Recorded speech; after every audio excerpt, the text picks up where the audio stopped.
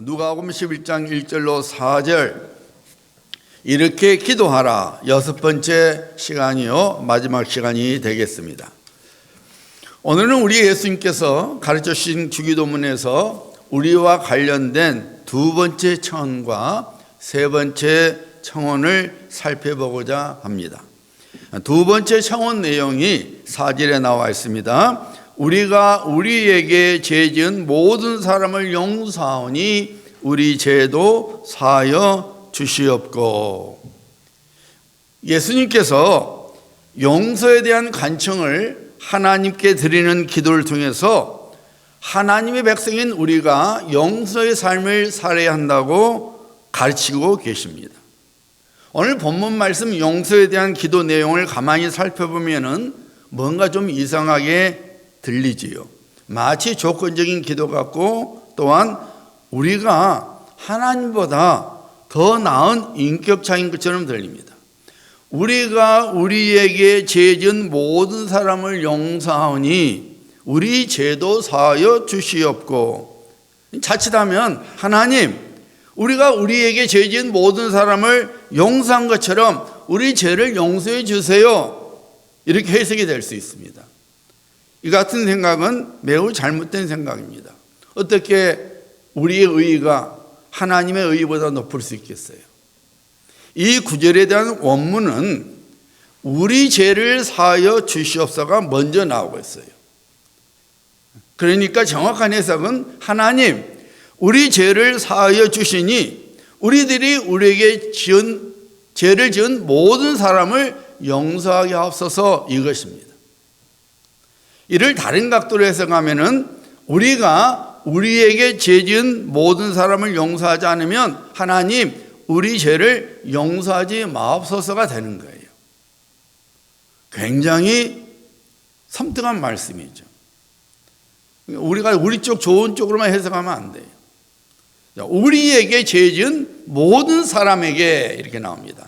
여기서 죄는 이 원문의 헬라어로는 어페이레마예요. 무슨냐면은 좁은 의미로는 어떤 경제적인 빚 혹은 부채를 의미하고, 넓은 의미로서는 모든 사람에 대하여 갚지 않으면 안 되는 책임을 의미하는 거예요. 그러니까 내 가족, 내 이웃, 그리고 다른 사람들에 대하여 하지 않으면 안 되는 의무와 책임을 의미하는 것이 오늘 첫 번째 나오는 죄, 어페이레마의 의미예요.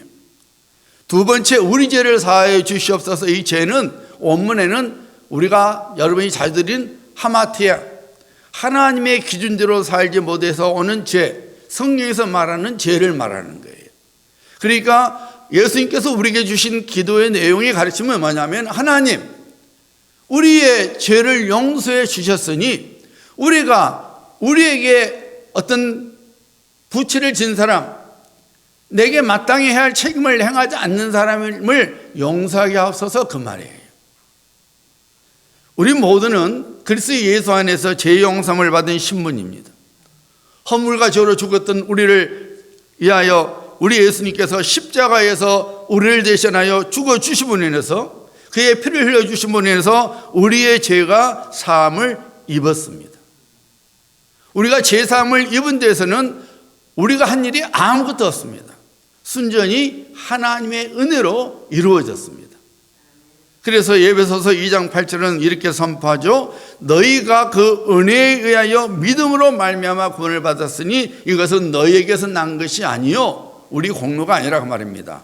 하나님의 선물이야. 우리가 오직 하나님의 은혜 가운데서 제사함을 입었다는 것입니다. 예수님께서는 주기도문을 통해서 하나님의 백성들은 하나님께로부터 제사함을 받은 신분이니 하나님께로 받은 바 그 사랑으로 다른 사람의 허물을 용서하라고 가르치시고 계십니다. 마태복음 6장 14절로 15절 말씀이죠. 너희가 사람의 잘못을 용서하면 너희 하늘 아버지께서도 너희 잘못을 용서하시려니와 너희가 사람의 잘못을 용서하지 아니하면 너희 아버지께서도 너희 잘못을 용서하지 아니하시리라. 그러므로 사랑하는 성도님들, 용서는 우리가 해도 되고 혹은 안 해도 되는 옵션이 아닙니다. 무조건 해야만 하는 하나님의 명령입니다. 우리는 이와 같은 진리를 마태복음 18장에 나오는 1만 달란트 빚진 자와 100다나리온 빚진 자의 비유를 통해서 깨닫게 되지요. 한 사람이 주인에게 1만 달란트를 빚지게 되었습니다. 그런데 그 종이 도저히 그 빚을 갚을 길이 없음을 알고 그를 불쌍히 여겨 주인이 그 종의 빚을 탕감해 주었습니다. 엄청난 빚을 탕감받은 그 종이 기뻐서 집으로 가고 있는데 가는 도중에 자기에게 빚진 친구를 만나게 됐습니다. 100다나리온의 빚을 진 친구였습니다. 그 친구에게 빚을 갚으라는 종의 도축에 조금만 기다려주면 빚을 다 갚겠다고 친구가 사정을 했지만 그 종은 그 친구를 옥에 가두게 만들었습니다. 이 사실을 안 주인이 다시 그 종을 불러서 이렇게 말했어요. 악한 종아, 네가 빌기에 내가 네 빚을 전부 탕감하여 주었거늘 내가 너를 불쌍히 여김같이 너도 네 동료를 불쌍히 여김이 마땅하지 아니하냐? 화가 난 주인은 그 빚을 다 갚도록 그 종을 옥에 가두었습니다. 이 비유 마지막에서 예수님께서 그 비유의 의미를 가르치셨죠. 마태복음 18장 35절입니다. 너희가 각각 마음으로 형제를 용서하지 아니하면 너희 하늘 아버지께서도 너희에게 이와 같이 하리라. 한 달란트는 6,000데나리온입니다. 그리고 여러분이 잘 아신 대로 한 데나리온은 당시 하루 노동 품삯이죠. 결국 1만 달란트는 6천 곱하기 만이니까 6천만 데나리온이에요. 이는 평생을 갚아도 도저히 갚을 수 없는 빚입니다. 이 1만 달란트가 의미하는 것은 하나님 앞에 우리의 죄를 말하는 거예요. 그러니까 1만 달란트를 탕감을 입었다는 것은 우리가 도저히 갚을 길 없는 죄를 하나님께서 예수 그리스도의 피로 갚아주셨다는 거예요. 죄를 없다 해줬다는 거예요. 죄를 탕감해 줬다는 겁니다. 하나님께서 우리가 도저히 갚을 수 없는 죄의 빚을 갚아주셨으니 우리도 다른 사람의 허물을 용서하라는 것입니다. 1만 달란트의 빚에 비하면 100다나리온 빚는 빚도 아니죠. 너무나 적은 빚입니다. 그런데 하나님의 사랑과 은혜를 입은 하나님의 사람이 다른 하나님의 사람의 적은 허물을 용서하지 않는다면 하나님께서도 그 사람을 용서하지 않는다는 것이 바로 1만 달란트와 100다나리온의 빚진 자의 비유요. 우리 예수님께서 이 비유를 통해서 우리가 용서하는 삶을 살아야 된다는 것입니다. 결국 하나님의 죄의 용서함을 받은 사람만이 용서할 수 있고 또한 하나님의 죄의 용서함을 받는 사람의 증표가 바로 다른 사람의 허물을 용서하는 것이 되는 거예요. 우리들이 다른 사람의 허물을 용서할 수 있는 어디서 오는 것입니까? 그리스도 예수 안에서 하나님께로부터 받은 사랑이에요. 여러분 생각해 보세요. 어떻게 우리가 1만 달란트 같은 빚을 용서받을 수 있었을까요? 이는 하나님께서 우리를 사랑해 주셨기 때문입니다. 우리를 불쌍히 여겨주셨기 때문입니다. 그래서 1만 달란트라는 그 놀라운 빚을 하나님께서 탕감해 주신 것입니다. 하나님이 세상을 이처럼 사랑하사 독생자를 주셨으니. 오늘 아침 하나님께 예배를 드리고 있는 여러분들 마음속에 미워하는 사람이 들어있습니까? 어떤 사람에 대한 분을 품고 있습니까? 누군가에 대한 분노로 잠을 이루지 못한 사람이 혹시 있습니까? 예수님께서 이렇게 기도하라고 명령하십니다. 우리가 우리에게 죄 지은 모든 사람을 용서하오니. 용서해야 합니다. 어떻게요? 하나님께로 받은 그 사랑으로 그 사람을 용서해 주어야 합니다. 성도는 삶으로 증명하는 삶을 살아가는 신분이에요. 입으로 신앙생활을 하는 것이 절대로 아닙니다. 우리 삶이 우리 신앙생활을 증명해 보여야 합니다. 저 예수쟁이가 아니라 예수를 믿는 저분이 되어야 돼요. 종교사상가인 헨리 드러먼드는 이런 고백을 했어요. 인생을 돌아보면 제대로 살았다고 생각이 드는 순간은 사랑하는 마음으로 살았던 순간뿐이다. 자기 인생을 돌아보니까 내가 정말 제대로 살았구나, 이 생각을 갖게 한 것은 사랑하는 마음으로 살았던 그 순간만이 그 생각이 들었다는 거예요. 사도 베드로는 성령의 감동 속에서 말세에 사는 우리가 반드시 행해야 할 두 가지를 베드로전서 4장 7절과 8절에서 선포하고 있는데, 하나는 근신하여 기도하는 것이요, 다른 하나는 뜨겁게 서로 사랑하라는 것입니다. 사랑의 원자탄이라고 불리는 손영환 목사님, 여수애양원에서 평생을 바쳤던 목사님이시죠. 그 손영환 목사님이 여순 반란 사건 때 두 아들을 공산당 안재선에 의하여 그만 잃고 말았습니다. 그런 손영환 목사님이 원수 안재선을 양아들로 삼아 목사가 되게 했지요. 손영환 목사님의 따님인 손동희 권사님이 두 아들을 죽인 그 원수 안재선에 대하여 손영환 목사님이 했던 말씀을 이렇게 전했어요. 저 영혼이 불쌍해서 어쩌나.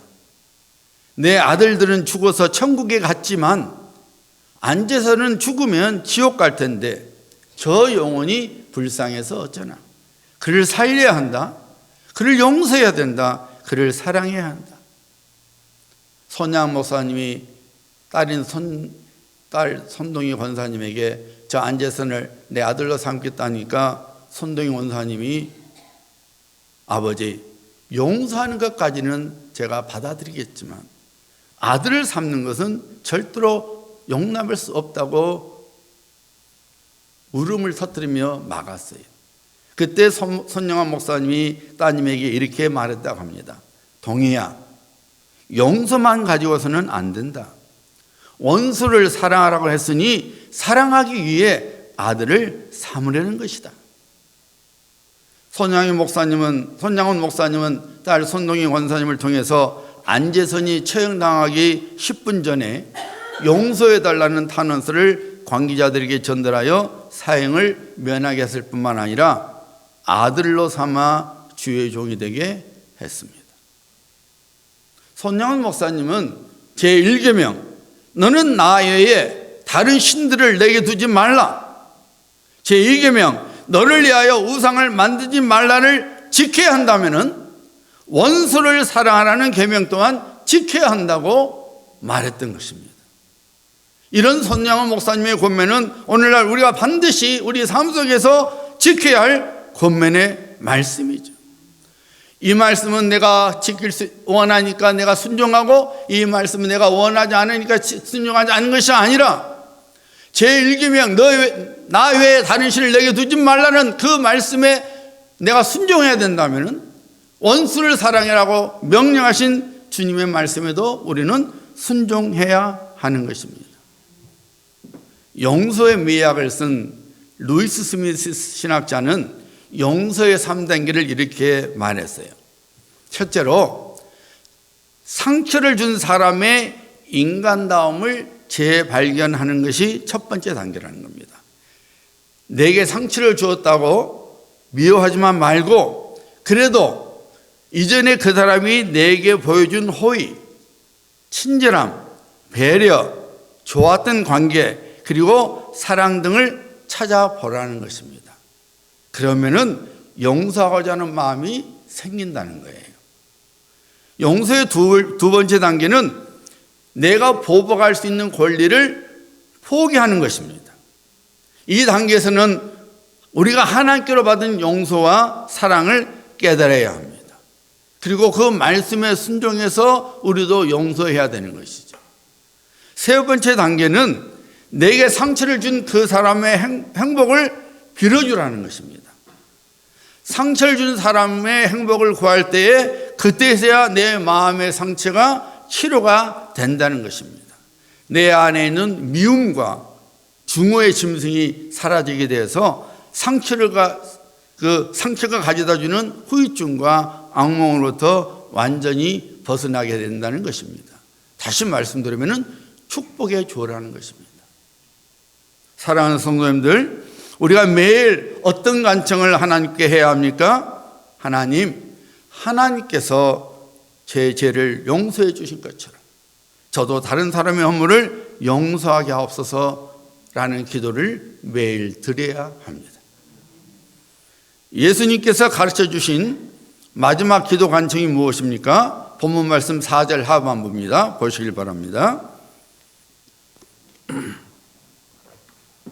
우리를 시험에 들게 하지 마시옵소서. 시험은 두 종류가 있습니다. 하나는 하나님께로 오는 시험이요, 다른 하나는 마귀로부터 오는 시험입니다. 하나님께로 오는 시험은 우리의 유익을 위함입니다. 하나님께서 아브라함에게 이런 시험을 하셨죠. 내 독자 이삭을 내가 지시하는 모리아 산에 가서 번제로 바쳐라. 성경에 분명히 나왔습니다. 하나님께서 아브라함을 시험하사 이렇게 했어요. 하나님께로 오는 시험을 아브라함이 받았지요. 오직 하나님만을 의지하며 하나님의 말씀에 순종하는 것만이 복이라는 사실을 깨달을 수 있도록, 그래서 믿음이 조상이 될 수 있도록 하나님께서 아브라함을 시험하신 것입니다. 여러분, 시험은 힘들지만은 그 시험은, 하나님께로 오는 시험은 우리의 믿음과 영성을 건강하고 단단하게 만들어줍니다.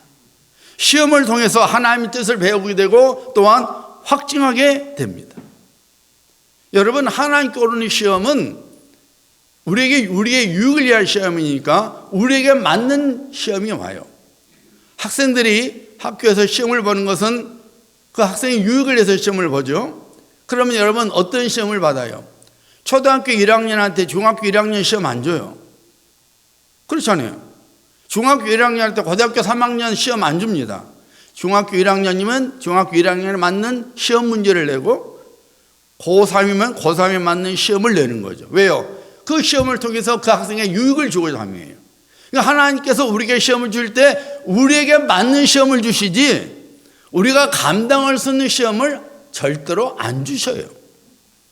그러니까 우리는 하나님의 시험을 통해서 놀라운 영적인 유익을 얻게 되는 거예요. 아, 하나님의 뜻이 이거였구나. 아, 하나님이 원하신 것이 이것이었구나. 그래서 우리가 그 시험에 통과하게 되면은 하나님의 놀라운 복이 예비되어 있는 것이죠. 그런데 여러분, 마귀로부터 오는 시험은 이와 전적으로 다릅니다. 마귀가 주는 시험은 악한 의도요, 파괴적인 의도를 가지고 시험을 합니다. 하나님의 백성들을 넘어뜨리고자 하며 멸망의 자리로 떨어뜨리고자 함입니다. 그래서 마귀로부터 오는 시험은 유혹이라고 부릅니다. 예수님께서 오늘 말씀에 우리를 시험에 들게 하지 마옵시고 해서 이 시험은 하나님께로부터 오는 시험이 아니라 마귀로부터 오는 시험을 말하는 거예요. 그러니까 우리가 매일 기도할 때 우리가 어떤 기도를 하느냐? 하나님, 우리가 마귀의 시험에 빠지지 않게 하옵소서 라고 기도해야 된다는 것입니다. 욥기 7장 1절에 보면은 이런 말씀이 있죠. 이 땅에 사는 인생에게 힘든 노동이 있지 아니하겠느냐. 인생이 힘들다 그 말이에요. 근데 이 말씀을 사도들이 다 죽은 후에 교회를 이끌었던 지도자들을 교부라 불렀습니다. Father. 교부라 불렀는데 그 교부 중에 한 사람인 오리겐이 이렇게 그 말씀을 번역했어요.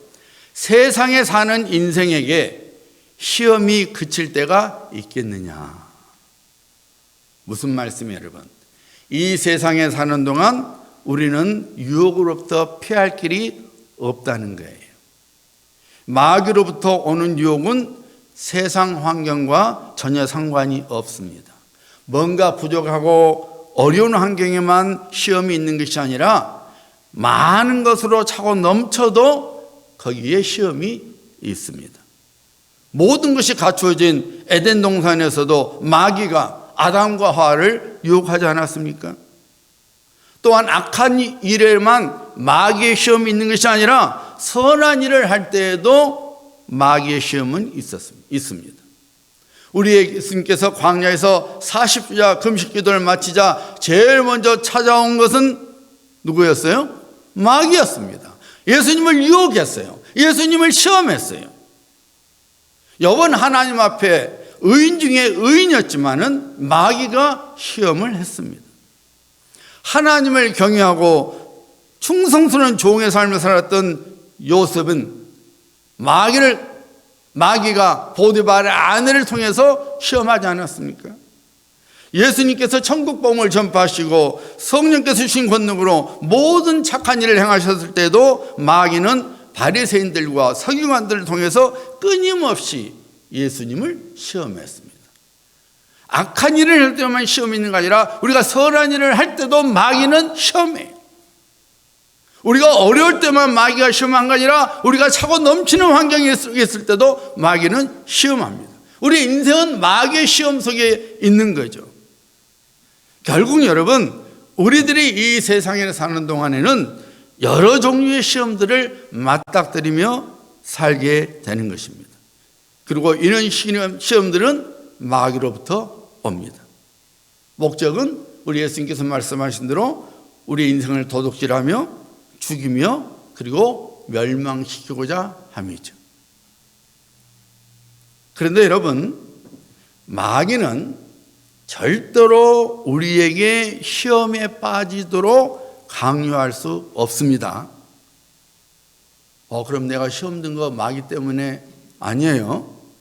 마귀가 절대로 우리를 강요해서 시험에 빠뜨릴 수 없어요. 단지 마귀는 우리에게 시험의 미끼, 유혹의 미끼를 던지는 거예요. 마귀가 던져준 유혹에 빠지는 것은 100% 우리 결정입니다. 왜 오늘날 많은 사람들이 마귀의 시험에 빠져 믿음의 길에서 벗어나며 자신의 삶과 가정 그리고 다른 사람들에게 엄청난 피해를 주는 것일까요? 왜 종종 우리 역시 시험에 빠져서 우리 안에 계시는 성령님을 근심하게 만들까요? 그것은 우리 안에 있는 탐욕 때문입니다. 사람들 마음속에 있는 탐욕 때문에 자신의 시험에 빠져서 자신의 인생을 망치고 다른 사람의 인생을 망치고 이 사이에 아픔을 가져다 주는 것이죠. 아담과 하와가 모든 것을 갖추어진 에덴 동산에서 풍족한 삶을 살고 있음에도 불구하고 동산 중앙에 있는 선악을 알게 하는 과실에 대한 탐욕을 이기지 못해서 그만 마귀의 시험에 빠져 하나님 앞에 죄를 범하게 되었고 결국 온 인류가 그로 인하여 죄인이 되는 최고의 불행에 빠지고 말았지 않았습니까? 오늘날 미디어 사회면을 보면은 돈에 대한 탐욕, 술에 대한 탐욕, 마약에 대한 탐욕, 권세에 대한 탐욕, 그리고 성에 대한 탐욕 등으로 인하여 인생들이 무너지고 있는 안타까운 소식을 보게 되죠. 조선시대에 유명한 거상 임상옥은 오래전에 드라마에도 나왔죠. 이 아주 큰 거상, 그러니까 아주 사업을 크게 했던 임상옥인데 그 임상옥은 늘 자기 곁에 개영배를 가까이 두었다고 합니다. 이 개영배는 말 그대로 넘침을 경계하는 술잔이라고 말해요. 개영배, 넘침을 경계하는 술잔. 이게 뭐냐면은 이 술잔은 특이한 구조로 만들어져서 이렇게 술을 술잔에다 부으면은 만약에 술잔의 술이 70% 7알을 넘게 되면은 그 술이 옆으로 다 빠져나오게 만들어진 술잔인 거예요. 쉽게 말하면은 욕심내지 말라는 거죠. 이 임상옥은 늘 그 술자를 놔두면서 자기가 가요가지 않도록, 탐욕하지 않도록 늘 자기 자신을 경계했다는 겁니다. 우리들이 우리 안에 있는 탐욕을 이길 수 있는 것은 성령의 도우심으로 오는 절제입니다. 절제하는 사람이 건강한 인생을 살아가며 절제하는 사람이 또한 성공적인 인생을 살아가게 됩니다. 잠언 25장 28절이죠. 자기의 마음을 제하지 아니하는 자는, 절제하지 아니하는 자는 성읍이 무너지며 성벽이 없는 것과 같으니라. 여러분, 성읍이 무너지면 어떻게 되는 거예요? 모든 위험에 노출된 거예요. 성벽이 없으면 어떻게 되는 겁니까? 적이 그냥 쳐들어오는 것이죠. 우리가 우리의 마음을 절제하지 못하면 우리 인생은 모든 위험에 노출되고 그리고 공격을 당하게 된다는 것입니다. 성도는 첫째로 자기 마음을 절제하는 지혜를 갖고 살아가야 합니다. 마음이 무너지면 모든 것이 무너지게 되어 있습니다. 인생은 말할 것도 없고 믿음까지도 마음이 무너지면 함께 무너지고 마는 거예요. 여러분, 마음을 절제한다는 것은 자신의 감정을 절제하는 것을 의미하는 거예요. 자신의 감정을 폭발해서 자신은 물론 다른 사람에게까지 상처를 주는 삶을 살아서는 안 됩니다.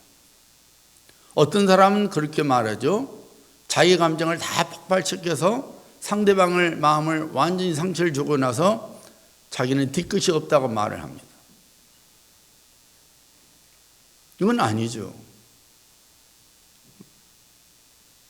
남에게 상처 줘놓고 자기는 아무렇지도 않다고 말하면 아니 되는 거죠. 내 감정을 조절할 수 있는 사람은 나 자신 외에는 없습니다. 누가 내 감정을 조절해 줄 수 없어요. 오직 나만이 나의 감정을 조절할 수 있습니다. 여러분, 적절한 감정 표출은 정신 건강에 좋지만 감정 폭발은 자신은 물론 다른 사람들까지 다치게 합니다. 주일 예배당에 와서 나 지금 시험 중, 나 지금 열받았어를 얼굴에 딱 붙여 있지 말아야 됩니다. 은혜 받으려고 기쁨으로 나온 다른 성도들의 마음을 얼게 만들면 성령께서 얼마나 슬프겠습니까? 혹시 아침에 주일날 예배당에 올 때 폭발된 일이 있어도 조절해야 돼요. 내색하지 말아야 돼요. 그래서 우리는 기도해야 돼요. 성령님, 제가 시험에 빠지지 않도록 제 감정을 조절하는 지혜를 주시고 힘을 주시옵소서. 나의 성령님, 제가 지금 폭발 중입니다. 저를 온전히 다스리셔서 감정의 절제 열매를 맺게 하옵소서. 그러면 성령께서 도와주셔서 내 감정을 누그러뜨려서 이기게 만들어주는 것입니다. 마귀의 시험에 빠지지 않도록 도와주는 것입니다. 여러분, 성도는 자기 마음을 절제해야 합니다. 자기 감정을 절제하는 지혜가 있어야 합니다. 두 번째로 성도는 물질에 대한 절제가 있어야 됩니다. 여러분, 물질에 대한 탐욕은 우리로 하여금 하나님을 잃어버리게 만듭니다. 롯을 생각해 보세요. 그는 물질의 탐욕 때문에 삼촌 아브라함에 대하여 무례를 범했지요.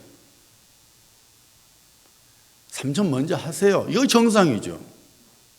지가 누구 덕분에 지금 그렇게 부자가 되었는데, 그러면 삼촌이 비록 너가 어느 쪽을 택하면 내가 왼쪽 택하고 너가 왼쪽 택하면 내가 오른쪽 택하마 했어도 어른이니까 그렇게 말해준 거잖아요.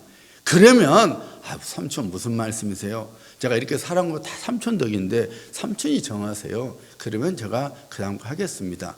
그런데 어떻게 했어요? 눈을 싹 들어보니까 소돔과 고모라 쪽에 물이 촉가 환경이 너무 좋으니까 오 저기 가면 되는구나. 삼촌 나 저기 갈래요. 한국말로 상놈 중에 상놈이죠. 거기는 죄가 관영했다 그랬죠. 죄가 흘러넘치겠다 했어요. 그런데 물질의 탐욕 때문에 죄가 흘러넘치든 말든 상관없이 그는 소돔과 고모라 쪽을 택했어요. 하나님께서 죄를 미워하신 걸 번연히 알면서도 물질에 대한 탐욕 때문에 하나님의 그런 마음은 아예 무시해버리고 소돔과 고모라 쪽으로 갔지요. 결국 어떻게 됐습니까? 소돔과 고모라가 멸망당할 때에 그는 모든 것을 잃어버리고 말았습니다.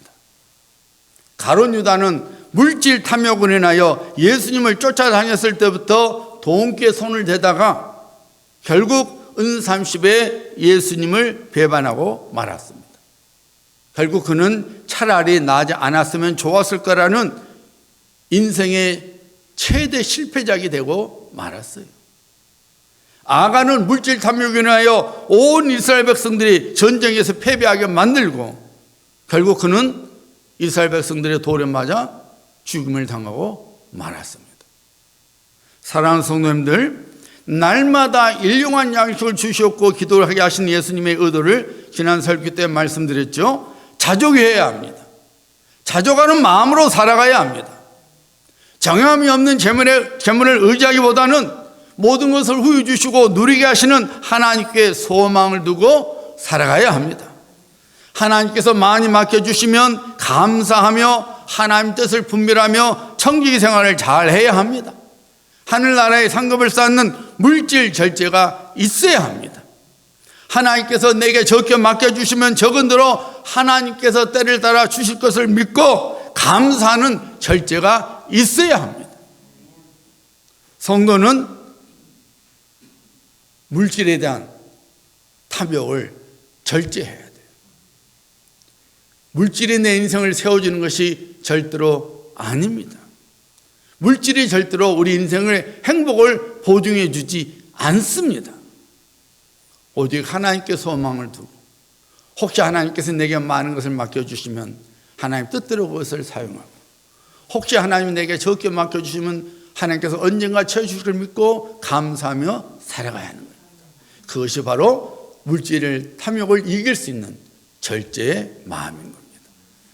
성도는 세 번째로 자기 위치에 대한 절제가 있어야 합니다. 오늘날 교회들이 마귀의 시험에 빠져 속절없이 무너지는 것은 교회에 갓 등록한 초신자들 때문이 아니라 교회 중직자들 때문입니다. 하나님과 그리스도 몸된 교회 그리고 성도들을 섬기라고 직분을 주었는데 그것으로 자신을 드러내는 데 열심을 냅니다. 사울 왕이 왜 무너지고 말았습니까? 하나님을 경외하며 하나님을 순종하는 가운데서 이스라엘 백성들을 잘 다스리도록 하나님께서 그를 왕으로 삼아주셨는데 사울 왕은 어떻게 살았습니까? 허구한 날 죄 없는 다윗을 죽이려고 최고 정예병사들을 이끌고 다윗만을 쫓아다니며 살았지 않았습니까? 탐심을 인하여 자신의 위치를 잘못 사용하고 마니까 하나님께서 복의 촛대를 그로부터 다윗으로 옮겨버리셨어요. 세례 요한은 여러분 워낙 뛰어난 하나님의 선지자인지라 사람들이 세례 요한을 메시아로 착각하지 않았습니까? 그런데 세례 요한은 뭐라 그랬어요? 저는 신랑이 아니라 신랑의 들러리입니다. 저는 그분의 신발의 끈을 풀 자격도 없습니다. 자신의 이치를 알았어요. 예수님께서 세례 요한에 대해서 어떻게 칭찬했어요? 여자가 낳은 자 중에 가장 큰 자라고 말씀하셨습니다. 사도 바울은 어떻습니까? 그가 어느 사도들보다 엄청난 사역의 열매를 맺었습니다. 그가 쓴 성경이 신약 27권 중에 13권이나 됩니다. 히브리서는 누가 썼는지 나와 있지 않았지만은 대부분 신학자들은 그 히브리서도 사도 바울이 썼다고 보는 것이 정설입니다. 만약 그것이 맞는다면 사도 바울은 신약의 27권 중에 14권을 쓴 거예요. 절반 이상을 사도 바울이 신약을 성경을 쓴 거예요. 얼마나 대단합니까? 그가 세운 교회들이 얼마나 많았습니까? 그를 통해서 구원을 받은 성도들이 얼마나 많았습니까? 그럼에도 불구하고 그는 나의 나된 것은 오직 하나님의 은혜라고 고백하지 않았습니까? 오직 내 안에 그리스도 예수만 계시고 내가 살아도 주를 위하여 살고 죽어도 주를 위하여 죽는다고 말하지 않았습니까? 사도 바울은 단 한 번도 자신의 목소리를 높이지 않았습니다. 철저하게 예수 그리스도의 종이라고 고백을 하고 그 고백대로 살아갔습니다. 사랑하는 성도님들, 마귀의 시험에 빠져 하나님의 은혜를 도둑질 당하지 말아야 합니다. 마귀의 시험에 빠져 하나님께서 주신 신령한 복들과 약속의 복들을 도둑질 당하지 말아야 합니다. 마귀에게 틈을 보여주지 않도록 탐심을 버려야 합니다. 탐욕을 버려야 합니다. 즉 절제의 삶을 살아가야 합니다. 바로 그 길이 마귀의 시험을 이기는 길입니다. 누가 그 길을 걸어갈 수 있습니까? 성령님과 동행하는 사람입니다. 나의 능력으로 되지 않음을 깨닫고 성령님께 지혜와 능력을 구하는 사람입니다. 그러므로 우리 모두는 예수님의 가르침대로 우리를 시험에 들게 하지 마시옵소서 하고 기도하는 성도가 되어야 합니다. 이런 성도님들 되셔서 하나님의 구원을 이루어 가시며 또한 인생 길목길목마다 예비된 하나님의 복들을 차지하시는 귀한 성도님들 되시기를 우리 주 예수 그리스도의 이름으로 축복합니다. 우리